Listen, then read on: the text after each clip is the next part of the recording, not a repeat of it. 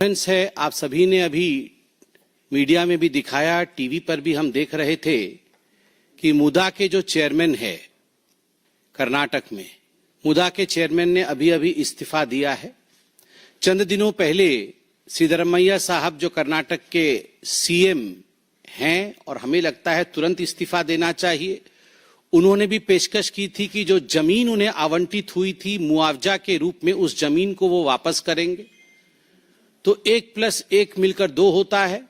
मुदा के चेयरमैन का इस्तीफा और जमीन वापस करने की जो पेशकश सीएम साहब की रही है कर्नाटक में, ये एक बात स्पष्ट करता है कि मुदा स्कैम में सर से पांव तक कांग्रेस पार्टी के वहां के सबसे बड़े नेता सिद्धरमैया जी खुद लिप्त हैं। From head to toe, Siddaramaiah, the chief minister of Karnataka, is embroiled in the मुदा scam. There is no doubt about it. आप सभी जानते हैं कि कल ईडी ने भी एक चार्जशीट फाइल किया है। केवल मुदा के चेयरमैन ने इस्तीफा दिया है ऐसा नहीं हुआ है, ईडी के चार्जशीट का भी इफेक्ट रहा है। ईडी के चार्जशीट में यह दावा किया गया है और सुनकर ही मुझे बड़ा आश्चर्य होता है कि इस प्रकार भी राजनीति होती है कि ये जो कर्नाटक में कर्नाटक महर्षि वाल्मीकि अनुसूचित जनजाति विकास निगम, हमारे अनुसूचित जाति के लोग और अनुसूचित जनजाति के लोगों के लिए, SC/ST वेलफेयर के लिए जो फंड है कर्नाटक में, that lies under the aegis of Maharshi Valmiki अनुसूचित जनजाति विकास निगम, उसके फंड में किस प्रकार से उसे डाइवर्ट करके आम चुनाव जो अभी 2024 में हुए थे, उस आम चुनाव में बेल्लारी लोकसभा में लगभग 7 लाख से अधिक लोगों को 200 रुपए करके बांटा गया है।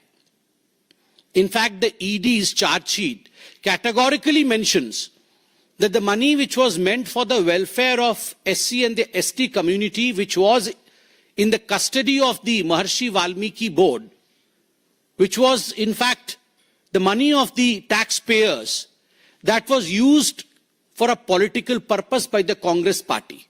कांग्रेस ने 7 लाख वोटर्स को कांग्रेस को वोट देने के लिए 200 रुपए, किसी को 200, किसी को 300, किसी को 400, इस प्रकार से वहां बांटा है। They tried to influence the election of Bellary Lok seat.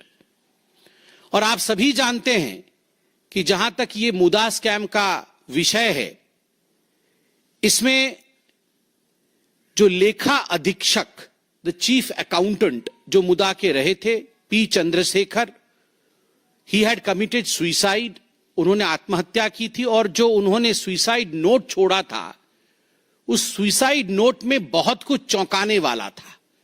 उसमें कैटेगोरिकली लिखा हुआ है कि निगम के बैंक खाते से, महर्षि वाल्मीकि निगम जो है, उस निगम के बैंक खाते से लगभग 187 करोड़ रुपए अनाधिकृत हस्तांतरण, इलीगल शिफ्टिंग हुई है। And there is a rule across the country that the money which is specifically allotted for the welfare of the SC/ST community can not be diverted. आप बाकी फंड को डाइवर्ट कर सकते हैं, मगर जो SC/ST कम्युनिटी के वेलफेयर के लिए जो पैसा है, उस पैसे को कदाचित आप किसी और काम के लिए डाइवर्ट नहीं कर सकते। It is too much of a coincidence, I will say, that Rahul Gandhi goes to America and he declares that हम कभी सत्ता में आएंगे तो हम आरक्षण समाप्त कर सकते हैं। और simultaneously we see that in Karnataka, the money which is meant for the welfare of the SC/ST community is diverted and is used for purposes to satisfy the political needs of Congress party's leaders. मुझे तो बोलते हुए भी आश्चर्य लग रहा है और आप सब हैरान परेशान होंगे कि जिस प्रकार की ये नोट सामने आई है, महर्षि वाल्मीकि अनुसूचित जनजाति विकास निगम लिमिटेड के जो पैसों का इस्तेमाल कांग्रेस ने आप